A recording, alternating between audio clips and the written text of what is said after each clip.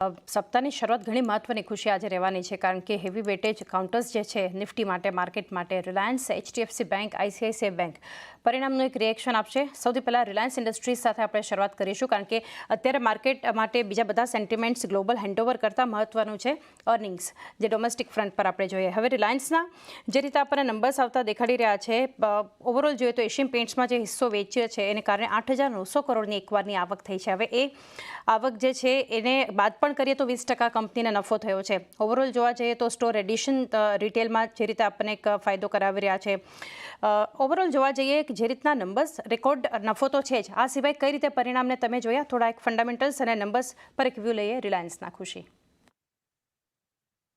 Good morning ચાંદની. તો જેમ આપણે જોયું કે આજે આપણે જેમ આપણે ફ્રાઈડે માર્કેટ પછી આપણે રિલાયન્સ ઇન્ડસ્ટ્રીઝનું રિઝલ્ટ આવવામાં આવ્યું છે, તો આજના દિવસ માટે આપણા માટે ઇમ્પોર્ટન્ટ રહેશે કે આપણે રિલાયન્સ ઇન્ડસ્ટ્રીઝનું ઇમ્પેક્ટ આપણને આજે માર્કેટ પર જોવા મળશે. અને જે રિઝલ્ટ આવ્યું છે નંબર્સની અગર આપણે વાત કરશું તો કંપનીનું ઓપરેશન માર્જિન્સ જે હતા એ ઘણા સારા એવા છે. માર્જિન્સમાં એ લોકોનું સ્ટેબિલિટી એ લોકોને આવી છે. એ લોકોનું અગર હું રેવન્યુ વાત કરું તો રેવન્યુમાં પણ સારો એવો ગ્રોથ આપણને જોવામાં આવી રહ્યો છે. બોટમ લાઇન પણ એ લોકો નેટ પ્રોફિટમાં એ લોકોએ ડિસન્ટ ગ્રોથ આપણને આપ્યો છે આ ક્વાર્ટરમાં.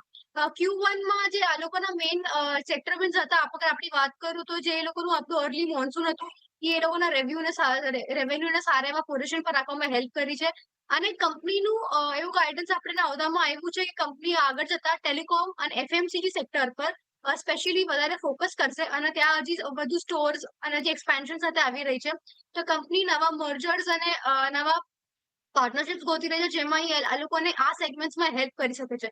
તો અગર હું વાત કરું તો કંપનીના બધા જે કંપની જે પોર્ટફોલિયો છે બહુ ડાયવર્સિફાઈડ છે, જે લોકોના રેવન્યુને વધારે ઇમ્પેક્ટ નથી કરતું. કેમ કે અગર આપણે જોશું કંપનીનું હરેક સેગમેન્ટમાં કોન્ટ્રીબ્યુશન છે. જ્યારે આપણે વાત કરીશું ડિજિટલ કે રિટેલ સેગમેન્ટ કે O2C સેગમેન્ટ એ લોકોનું છે, થોડું જે કેમિકલ સેક્ટર છે એ લોકોનું સેગમેન્ટ છે, એમાંથી થોડું ક્રૂડ ઓઇલ પ્રાઇસીસના થોડા વોલેટિલિટી પ્રેશર્સ આપણને રેવન્યુમાં જોવામાં આવ્યા હતા. રિટેલ સેગમેન્ટની અગર વાત કરીએ તો એ લોકોના સારા એવા સ્ટોર ગ્રોથ આપણને આ ક્વાર્ટરમાં દેખાવામાં આવી છે. અને આગળ જતા પણ સારી એવી એક્સપેન્શનની કેપેબિલિટીઝ મેનેજમેન્ટ આપણને જણાવી છે.